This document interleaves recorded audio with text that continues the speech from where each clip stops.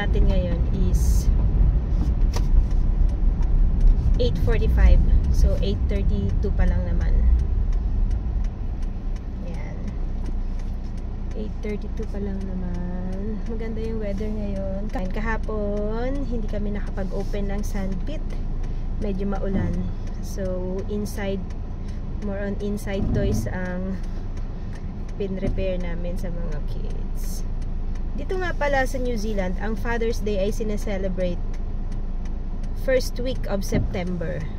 So, sa amin, sa center namin, celebrate ang Father's Day sa Friday, September 5. Yun, may mga activities na gagawin para sa aming mga kids' daddies. Okay, go. Yan, okay.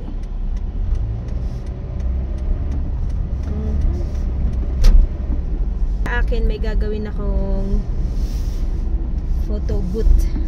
Yan, para dun sila magpi-picture-picture daddy with the kids. So, parang some sort of souvenir na din. Pero kahit absent ako sa Friday, meron naman magte-take charge sa pag-take ng pictures doon sa ating photo booth. Check natin ito. Okay, wala. Pasok. Yan. So, may nakipag-swap kasi today sa akin na teacher.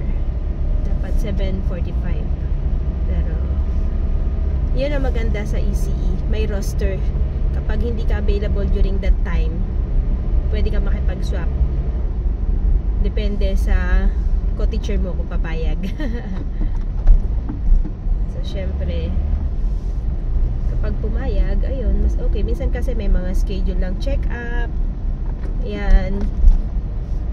Na kailangan puntahan. May mga schedule. So, yan. Nakikipag-swap kami. Pag may mga biglang schedule, lalo na pag check-up sa local doctors or sa GP. Ayan. Pag naubos naman yung sick leave mo, sa ECE naman kasi meron kaming 10 days na sick leave. 10 days na sick leave ang binibigay sa amin for a period of 1 year. So, pag hindi mo siya nagamit within a year, so back to zero siya. Basta sa isang taon, may 10 days ka. And additional to that, yun nga, yung annual leave na almost 4 weeks. Considered na rin na 1 month in a year. Pag naubos yung sick leave namin, kadalasan, yun, ginagamit namin yung annual leave namin. Ganon. Yan, dito na tayo sa parking. Yan, bye for now. See you later.